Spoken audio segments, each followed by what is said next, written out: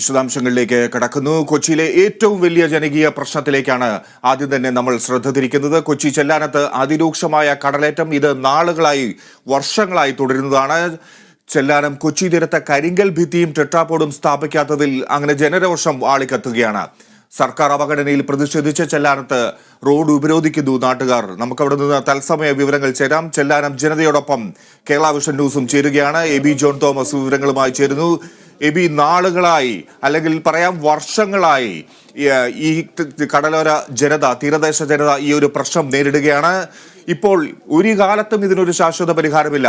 എല്ലാവരും നൽകുന്ന ഉറപ്പുകൾ ലംഘിക്കപ്പെടുക മാത്രമാണ് അവിടെ സംഭവിച്ചുകൊണ്ടിരിക്കുന്നത്.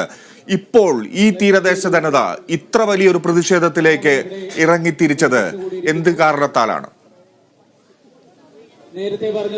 ഫിജി കഴിഞ്ഞ കുറേ ദിവസങ്ങളായി ഈ നിലയിലുള്ള കടലാക്രമണം അതിരൂക്ഷമായി നിൽക്കുന്ന ഒരു സാഹചര്യമാണ് ഈ പ്രദേശത്തുണ്ടായിരുന്നത്. അതിൽ വലിയ രീതിയിൽ ഇത്തരത്തിൽ ഇവരുടെ ആശങ്കകൾ അറിയിക്കുകയും ഒക്കെ തന്നെ ചെയ്തിരുന്നു. പക്ഷേ അതിലൊന്നും തന്നെ ഒരു തരത്തിലുള്ള നടപടികളും അധികാരികളുടെ ഭാഗത്തുനിന്ന് ഉണ്ടായിട്ടില്ല. ഇതിന്റെ ഏറ്റവും കൂടുതൽ ഗൗരവം മനസ്സിലാക്കണമെങ്കിൽ ഏതാണ്ട് 1713 ദിവസം 1713ാമത്തെ ദിവസമാണ് ഈ സമരം നടക്കുന്നത് എന്നുള്ളതാണ്. ആ ദിവസമാണ് അവർ റോഡ് ഉപരോധം ഉൾപ്പെടെയുള്ള പരിപാടികളുമായി രംഗത്തേക്ക് വരുന്നത്. ആ നിലയ്ക്കുള്ള പ്രതിഷേധത്തിലേക്ക് കടക്കാനുള്ള കാരണം ഇത്തരത്തിലുള്ള അവഗണന തന്നെയാണ്. ഈ പ്രദേശത്ത്, അതായത് കണ്ണമ്മാലി മുതൽ ഫോർട്ട് കൊച്ചി വരെയുള്ള പ്രദേശങ്ങളിൽ ടെട്രാപോഡ് ഉപയോഗിച്ചുകൊണ്ടുള്ള കടൽഭിത്തി നിർമ്മിക്കുക, പുലിമുട്ടുകൾ സ്ഥാപിക്കുക തുടങ്ങിയിട്ടുള്ള കാര്യങ്ങളാണ് പ്രധാനമായും ആവശ്യപ്പെട്ടിരുന്നത്.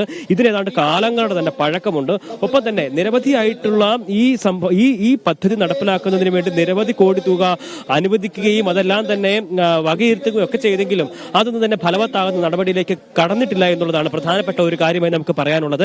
എന്തായാലും ഇതിൽ ഏതാണ്ട് ആദ്യഘട്ടത്തിൽ ഇതൊരു 3 ഘട്ടമായിട്ടാണ് ഈ പദ്ധതി നടപ്പിലാക്കുന്നതെന്നാണ് സർക്കാരിന്റെ ഭാഗത്തു നിന്നുള്ള വിശദീകരണമായി നമുക്ക് മനസ്സിലാക്കാൻ കഴിയുന്നത്.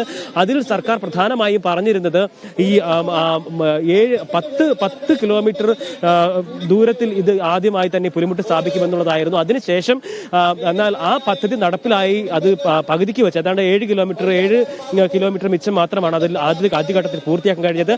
അതിനുശേഷമുള്ള നടപടി പ്രവർത്തനങ്ങൾക്ക് വേണ്ടി തുക ചെലവഴിക്കാനായിട്ട് ഉള്ള അല്ലെങ്കിൽ ഈ ഒരു തുക ബാക്കി പ്രവർത്തനങ്ങൾക്കുള്ള തുക ഇല്ലാതെ പോയി എന്നുള്ളതാണ് പ്രധാനമായും നമുക്ക് മനസ്സിലാക്കാൻ കഴിഞ്ഞിരിക്കുന്നത്. ആ ഒരു വിശദീകരണമാണ് സർക്കാരിന്റെ ഭാഗത്തു നിന്നും ഉണ്ടായിട്ടുള്ളത്. എന്തായാലും ഇതുമായി ബന്ധപ്പെട്ട് വിവിധങ്ങളായിട്ടുള്ള പദ്ധതികൾ പ്രഖ്യാപിക്കപ്പെട്ടിട്ടുണ്ട്. പല തരത്തിൽ ഇത്തരത്തിലുള്ള പ്രഖ്യാപനങ്ങൾ, വാഗ്ദാനങ്ങളൊക്കെ തന്നെ ഉണ്ടായിട്ടുണ്ട്. പക്ഷെ അതൊന്നും തന്നെ ഫലവത്താകുന്ന ഒരു നടപടിയിലേക്ക് കാര്യങ്ങൾ എത്തിയിരുന്നില്ല എന്നുള്ളതാണ്. ഇപ്പോൾ ഇവിടെ നമ്മൾ രാവിലെ വരുമ്പോൾ ശക്തമായിട്ടുള്ള വെയിലായിരുന്നു. പക്ഷേ ആ വെയിലിലും മഴയിലും ഒരു തരത്തിൽ ഇപ്പോൾ മഴ ശക്തമായി തന്നെ തുടരുന്ന ഒരു സാഹചര്യമാണ്. പക്ഷേ ഈ മഴയ്ക്കോ വെയിലിനോ ഒന്നും തന്നെ ഇവരുടെ ഈ പോരാട്ട വീര്യത്തെ ഒരു തരത്തിലും പ്രതികൂലമായി ബാധിപ്പിക്കുന്നതിനോ അല്ലെങ്കിൽ ഏതെങ്കിലും തരത്തിൽ തളർത്തിക്കളയുന്നതിനോ കഴിയുന്നില്ല എന്നുള്ളതാണ് പ്രധാനപ്പെട്ട ഒരു കാര്യമായി നമുക്ക് എടുത്തു പറയാനുള്ളത്.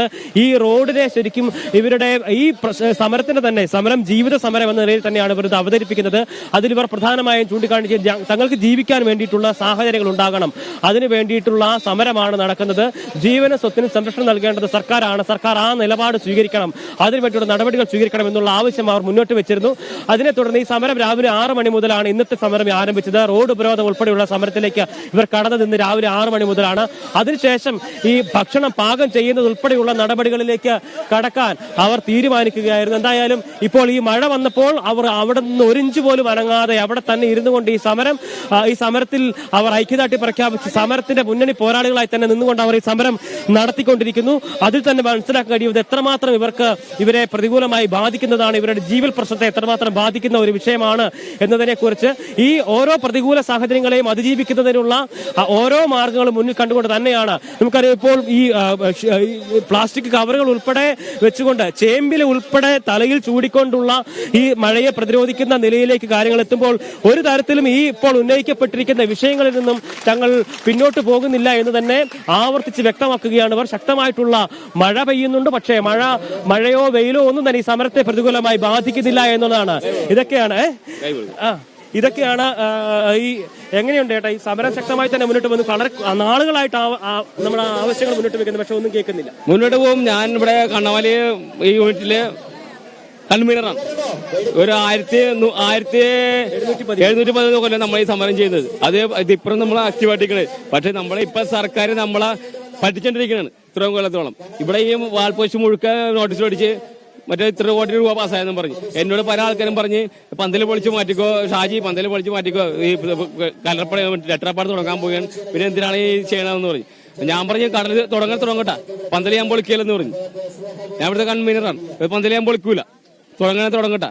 പക്ഷെ ഇത്രയും കൊല്ലമായി ഇപ്പൊ നമ്മൾ നവംബർ തുടങ്ങി പറഞ്ഞിട്ട് നമ്മളെ ഇത്രയും നാളങ്ങൾ സർക്കാർ നമ്മൾ വഞ്ചിക്കുകയാണ്. നേരത്തെ പ്രസംഗത്തിൽ പറഞ്ഞാൽ പിണറായി വിജയൻ അറിയാണ്ട് തന്നെ പിണറായി വിജയന്റെ ഫ്ലെക്സ് വെച്ച് 247 കോടി പാസ്സായെന്നും പറഞ്ഞ് ഇവിടെ ഈ മൊത്തം പ്രദേശത്ത് കൊടുത്തതാണ്. അപ്പൊ നമ്മളെ തീരപ്രദേശത്ത് കിടക്കുന്ന ജനങ്ങളെ പറ്റിക്കാൻ വേണ്ടിയിട്ട് ചെയ്യുന്നൊരു പരിപാടിയാണ്. നമ്മൾ ഇതിൽ നിന്ന് പിന്മാറണം. പല ആൾക്കാരും വന്ന് സമരം പന്തൽ പൊളിച്ചു മാറ്റിക്കോ, സമരമൊന്നും ചെയ്യേണ്ട, എല്ലാം പാസ്സായെന്ന് പറയും. പക്ഷേ നമ്മളെ ചതിക്കുകയാണ്, പറ്റിക്കുകയാണ്. നമ്മൾ തീരപ്രദേശ ആൾക്കാർക്ക് നമുക്കൊരു വിലയുണ്ട്. ആ വില നമുക്ക് സർക്കാർ തന്നില്ലെങ്കിൽ നമ്മളുടെ വില എന്താണെന്ന് നമ്മൾ സർക്കാരിനെ അറിയിക്കും. അതിന് വേണ്ടിയിട്ട് മാത്രമാണ് നമ്മൾ ഈ സമരം ചെയ്തത്. കഴിഞ്ഞ കൊല്ലം ഞങ്ങൾ ഇതുപോലെ സമരം ചെയ്തതാണ്. എന്നിട്ട് ഇവിടെ നമ്മുടെ കളക്ടർ വന്ന് ഇവിടെ എല്ലാം കണ്ട് തീരും. ഞാൻ കളക്ടറിന്റെ ഓഫീസിൽ പോയി, അവിടെ കാക്കനാട് പോയി പുള്ളിനെ കണ്ട് സംസാരിച്ച് പുള്ളി വന്ന് എല്ലാം ശരിയാക്കി തരാൻ. ഒന്നും ശരിയാക്കില്ല. ഞാൻ കടലിന്റെ അറ്റത്തിറങ്ങാണ്, എന്റെ വീട് കടലിന്റെ അറ്റത്ത്.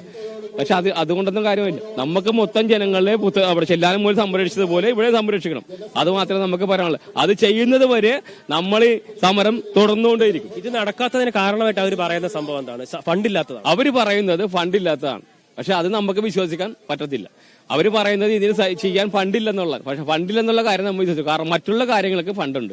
ഈ കാര്യത്തിൽ തീരപ്രദേശ ഘടകങ്ങൾക്ക് ജനങ്ങൾക്ക് ഫണ്ടില്ലെന്ന് പറഞ്ഞാൽ തെറ്റാണ്. നമ്മൾക്കൊരു വില അവർ കൽപ്പിക്കുന്നില്ല. അതുകൊണ്ടാണ് ഇത് സംഭവിക്കുന്നത്. തീരപ്രദേശ ഘടകങ്ങളിൽ കറിവേപ്പിലെ വില പോലും കൽപ്പിക്കാത്ത ഈ സർക്കാരിനെതിരെയാണ് ഫണ്ടില്ലെന്ന് പറഞ്ഞാൽ നിസ്സാരമായ പൂവരിക്കുന്നവരുടെ ആവത്തോടുകൂടി ചെയ്യാനുള്ള കാര്യങ്ങളോ ഇത്. ഈ പാസ്സായി കിടക്കണം കൊണ്ടാണെന്ന് പറഞ്ഞ ഇതാണ്. പക്ഷെ അതിന്റെ പേപ്പറോ കാര്യങ്ങളോ ഒരു സ്ഥലത്തും ചെയ്തിട്ടില്ല. നമ്മളെ പറഞ്ഞ് പറ്റിക്കുന്നത്. ഇപ്പൊ ഈ ടെട്രാപോഡ് ഉപയോഗിച്ച് കടൽഭിത്തി കിട്ടിയേക്കുന്ന സ്ഥലം വളരെ കുറച്ച് സ്ഥലം മാത്രമല്ല, 7 കിലോമീറ്റർ 7 കിലോമീറ്റർ ചെയ്തിട്ടുള്ളൂ. 7 കിലോമീറ്റർ മുഴുവനുള്ളത് എത്രയാണ് പൂർത്തിയാക്കാനുള്ളത്? പൂർത്തിയാക്കാനുള്ളത് ചെല്ലാനം മുതൽ ബീച്ച് റോഡ് വരെയുള്ള കാര്യങ്ങളാണ് പൂർത്തിയാക്കാനുള്ളത്. പിന്നെ അവരിപ്പോ ചെല്ലാനം മുതൽ പുത്തൻതോട് വരെ ചെയ്തിട്ടുണ്ട്. പിന്നെ പറഞ്ഞത് കണ്ണമാലി മുതൽ CMS വരെ പാസ്സായി കിടക്കുകയാണ്. 237 കോടി അത് പാസ്സായി കിടക്കുകയാണ്. അത് ചെയ്താൽ മതി എന്ന് പറഞ്ഞു. പക്ഷെ നവംബറിൽ തുടങ്ങും, ഡിസംബറിൽ തുടങ്ങും, ഇതെല്ലാം പറഞ്ഞു. ഇപ്പൊ വരെ തുടങ്ങിയിട്ടില്ല. അത് ഇവർ ചെയ്യുമെന്ന് പറയും. പാസ്സായി എന്ന് പറഞ്ഞ് ഇവിടെ ഈ മൊത്തം ഒഴുക്ക കൊണ്ടുവന്ന് ബാനർ ഒട്ടിച്ച് P. രാജീവ് ചെല്ലാനത്ത് വന്ന് പ്രസംഗിച്ച് 247 കോടി പാസ്സായി. ചെല്ലാനം പുത്തൻതോട് മുതൽ CMS വരെ പാസ്സായെന്ന് പറഞ്ഞ് ഒട്ടിച്ച്. പക്ഷെ അത് നമ്മളെ കബളിപ്പിക്കാൻ വേണ്ടിയിട്ടായിരുന്നു. ഇലക്ഷന് മുന്നോടിയായിട്ടാണ് ഇത് പറഞ്ഞത്. പന്തൽ പൊളിച്ച് മാറ്റിക്കോ, സമരം കെട്ടാപ്പാട് റെഡിയായി, ഇവിടെ മുതൽ തുടങ്ങാൻ പോയെന്ന് പറഞ്ഞു. നമ്മൾ തുടങ്ങട്ടെ. പന്തൽ അവിടെ നിൽക്കും, തുടങ്ങിക്കഴിഞ്ഞ് പൊളിച്ചു പോട്ടെ. എത്ര പന്തലുകളുണ്ട് നമുക്ക് ഇവിടെ?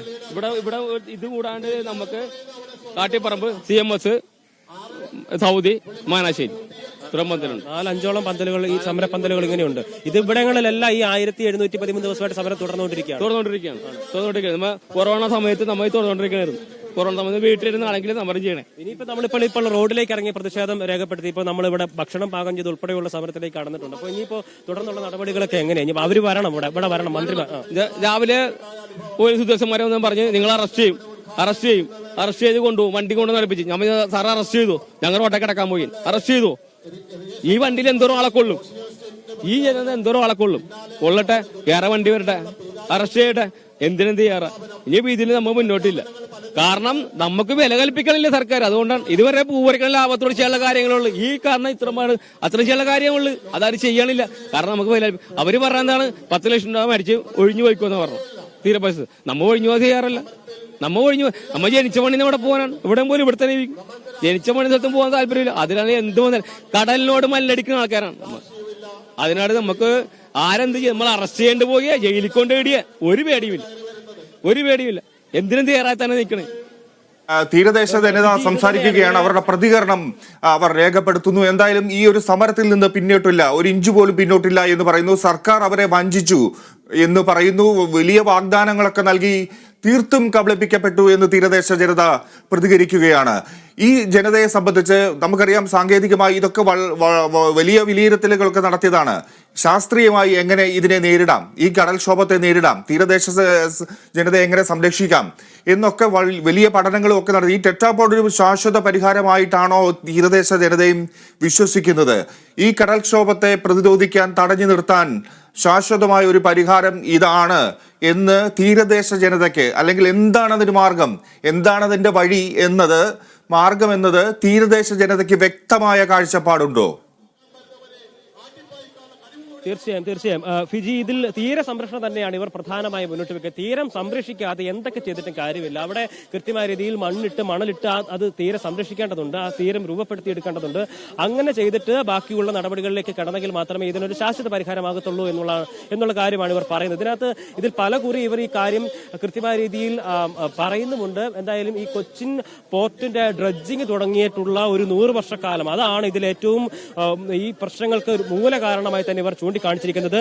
ഈ മണലെടുത്ത് അത് പുറംകടലിൽ കൊണ്ട് തള്ളുന്ന നടപടിയാണ് ഉണ്ടാകുന്നത്. അല്ലെങ്കിൽ തന്നെ ആ മണൽ സംസ്കരിച്ചിട്ട് അതിൽ നിന്നും പണം ഉണ്ടാക്കുന്ന ഒരു നടപടി ഈ സംവിധാനങ്ങളുടെ ഭാഗത്തുനിന്ന് ഉണ്ടാകുന്നു. പക്ഷേ അതിനൊക്കെ അപ്പുറത്തേക്ക് ആ മണൽ ഇവിടെ കൊണ്ട് നിക്ഷേപിക്കുകയാണെങ്കിൽ അത് കൃത്യമായ രീതിയിൽ തീരം രൂപപ്പെടുത്തിയെടുക്കാനും അതിനുശേഷം അത്തരത്തിൽ ടെട്രാപോഡുകൾ ഉപയോഗിച്ചുകൊണ്ടും ഒപ്പം തന്നെ പുലിമുട്ടുകൾ നിർമ്മിച്ചുകൊണ്ടും ഇതിന് ശാശ്വത പരിഹാരം കാണാനായിട്ടും സാധിക്കുമെന്നുള്ള കാര്യമാണ് ഇവർ നമ്മളോട് വ്യക്തമാക്കുന്നത്. ആ നിലയ്ക്കുള്ള പഠനങ്ങൾ ഉൾപ്പെടെ ഉണ്ടായിട്ടുമാണ് ഒരു തരത്തിലുള്ള നടപടികളിലേക്കും പോകാതെ സർക്കാർ സംവിധാനങ്ങൾ ഇത്തരത്തിൽ നിരുത്തരവാദിത്വപരമായി തന്നെ വാഗ്ദാന ലംഘനങ്ങൾ അടിക്കടി നടത്തിക്കൊണ്ട് വാഗ്ദാനങ്ങൾ മാത്രം നൽകി തങ്ങളെ വഞ്ചിക്കുകയാണ് എന്നുള്ളൊരു നിലപാട് തന്നെ ഇവർ ആവർത്തിച്ച് പറയാനുള്ള പ്രധാനപ്പെട്ട കാരണമെന്ന് പറയുന്നതും ഇതൊക്കെ തന്നെയാണ്. എന്തായാലും ഇതുമായി ബന്ധപ്പെട്ട് തന്നെയാണ് ഇവർ സമരത്തിലേക്ക് കടന്നിരിക്കുന്നത്. നമ്മൾ നേരത്തെ പറഞ്ഞതുപോലെ തന്നെ 1713 ദിവസം എന്ന് പറയുന്നത് ഒരു ചെറിയ കാര്യമല്ല. ഒരൊറ്റ മുദ്രാവാക്യത്തിന് വേണ്ടി 1713 ദിവസങ്ങൾ സമരത്തിന് ഇരിക്കേണ്ടി വരുന്ന ഒരു ജനതയ്ക്ക് അത് അങ്ങനെ ഇരിക്കേണ്ടി വരിക എന്ന് പറയുന്നത് എത്രമാത്രം വലിയ ഗതികേടാണ് എന്ന് തന്നെ നമ്മൾ ഓർക്കേണ്ടതുണ്ട്. അത് തന്നെയാണ് ഈ സമരത്തിന്റെ വീറും വാശിയും ഓരോ നിമിഷവും വർദ്ധിപ്പിച്ചുകൊണ്ടിരിക്കുന്നത് എന്ന കാര്യത്തിലും തർക്കമില്ല. ആ കാര്യങ്ങൾ തന്നെയാണ് അവർ നമ്മളോടും വ്യക്തമാക്കിക്കൊണ്ടിരിക്കുന്നത്. ശക്തമായ രീതിയിലുള്ള പ്രതിഷേധം, ശക്തമായിട്ടുള്ള സമരം എല്ലാം തന്നെ ഈ ഘട്ടത്തിൽ ഉയർന്നു വന്നുകൊണ്ടിരിക്കുന്നു. ഈ സർക്കാരിന്റെ നിലപാടിൽ മാറ്റമുണ്ടാകണം, സർക്കാർ ഈ വിഷയത്തിൽ അനുഭാവപൂർവ്വമായിട്ടുള്ള ഒരു നിലപാട് സ്വീകരിക്കണമെന്ന് തന്നെയാണ് ഇവർ വ്യക്തമാക്കുന്നതും ഇത് ആവശ്യപ്പെടുകയും ചെയ്യുന്നത്. എന്തായാലും ശക്തമായിട്ടുള്ള സമരങ്ങളിലേക്ക് തന്നെ ഈ സമരത്തിൽ ഒട്ടും തന്നെ തങ്ങൾ പിന്നോട്ടില്ല എന്നുള്ള നിലപാട് ഇവർ ശക്തമായ സമരം അവർ ആരംഭിച്ചു കഴിഞ്ഞിരിക്കുന്നു. നമുക്ക് ആ ദൃശ്യങ്ങളിലും കാണാം. അവർ അവിടെ കഞ്ഞിവെച്ച് പ്രതിഷേധിക്കുന്നു, അവിടെ പാചകം ചെയ്ത് അവിടെ തന്നെ തമ്പടിച്ച് ഈ പ്രതിഷേധം മുന്നോട്ട് കൊണ്ടുപോകാനുള്ള തീരുമാനത്തിലാണ് തീരദേശ ജനത ഉള്ളത്. നമുക്കറിയാം, വർഷങ്ങളായി തുടരുന്ന ഒരു ദുരിതമാണ് ഈ ഒരു കടലാക്രമണത്തെ ഒരു തരത്തിലും പ്രതിരോധിച്ചു നിർത്താൻ, അതിനുള്ള മാർഗം തടഞ്ഞു നിർത്താൻ, ജനങ്ങളുടെ സുരക്ഷയൊരുക്കാൻ ഈ സർക്കാരുകൾക്ക്, മാറി മാറി വന്ന സർക്കാരുകൾക്ക് കഴിഞ്ഞിട്ടില്ല എന്നുള്ളതാണ്. ഈ സർക്കാർ വന്നപ്പോഴും കുറെ വാഗ്ദാനങ്ങൾ നൽകി, പക്ഷെ അതൊന്നും നടപ്പായി കിട്ടിയിട്ടില്ല എന്നാണ് തീരദേശ ജനത പറയുന്നത്. തങ്ങളെ വഞ്ചിക്കുകയാണ്, കബളിപ്പിക്കുകയാണ് എന്നവർ പറയുന്നു. എന്തായാലും ഈ സമരത്തിന് കേരള വിഷന്റെ എല്ലാ ഐക്യദാർഢ്യവും ഉണ്ടായിരിക്കും. സമരം തീരദേശ ജനത എത്രമാത്രം എങ്ങനെയൊക്കെ മുന്നോട്ട് കൊണ്ടുപോയാലും അതിനൊപ്പം കേരള വിഷൻ ഉണ്ടാകും എന്ന് ഞങ്ങളും ഉറപ്പിച്ചു പറയുകയാണ്.